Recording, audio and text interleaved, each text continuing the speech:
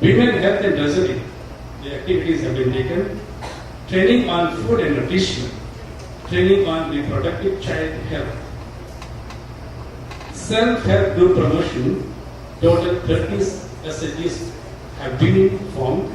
Training programs conducted for the members of self-help groups, self-help group submission and management, leadership and gender issues, bookkeeping, licensing and networking. All these activities have been carried out for the self-help group. Agroecological protection, the institution has taken in this project. The key components of sustainable development includes enhanced internal nutrition cycling on the farm, improved soil quality through additions of organic matter and reduced soil erosion, increased vegetational diversity to promote natural system of pest control, and alternative marketing programs that increase profit and minimize overhead costs. The activities have been carried in this project. We have been carrying out this project in 4 villages, Shula, Ilari, Patori and Moria, which are neighboring villages to our institution. Activities have been carried out. Training programs on vermicompost, green regulation, crop rotation, biofertilizer, biodynamics, biodiversity, etc. Demonstrations, research work and field implementation have been carried out in the various fields. This is a picture of the training of vermicompost. Men and women both have been given the training programs. Demonstration on the field. Left side you can see the control field which is traditionally cultivated, but treatment field right side we can see that by the intervention of the organic farming the changes we can see.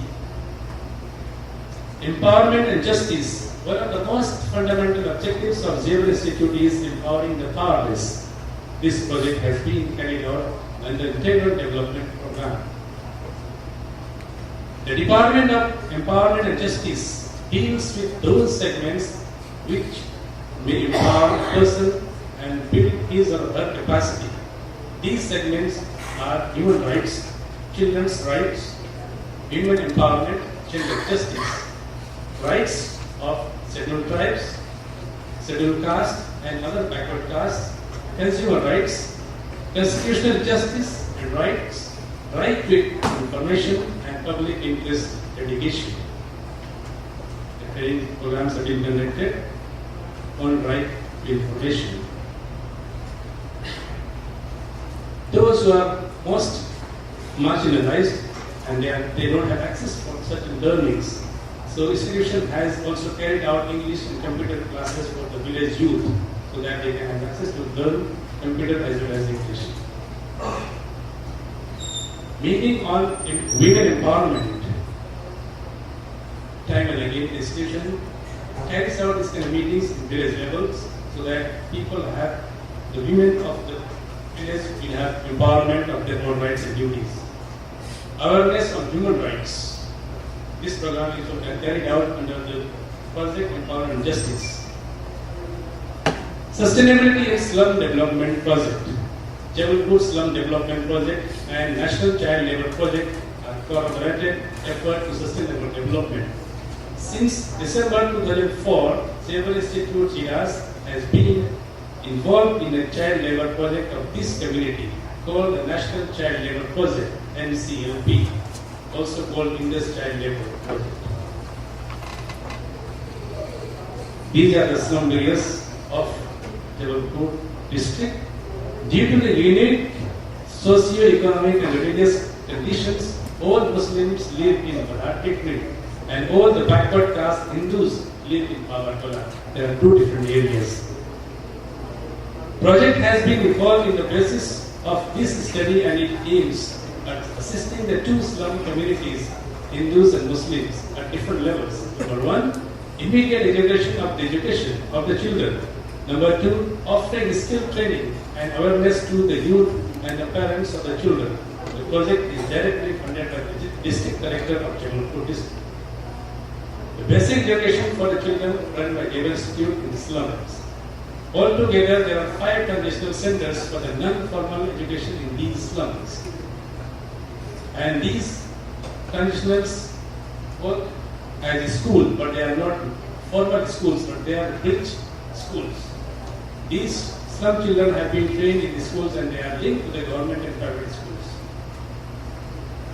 Skill building programs, like teaching, training, and computer training for the slum dwellers. Problem or need that the project aims to address is because of these reasons. Poverty. No alternative income generation source except local cigarette making, what we call in Indian term BD. The children of the slum are involved in the labor work. Hazardous work environment, enormous psychological impact on the children because they work in the slaughterhouses. Regarding health, not willing to practice family planning due to ignorance and religious consideration. Children prone to skin infection, growth disorders, eye problems including cataract, polio, etc. No medical help, poor reproductive child health. Educational system not in accordance with their socio-economic condition. No inclination to study as their livelihood has no connection with education.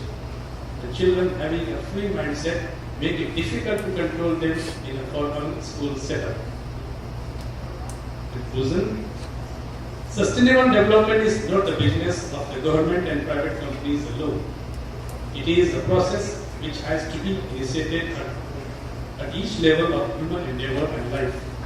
It involves individuals, families, communities, corporate bodies, nations, and global society.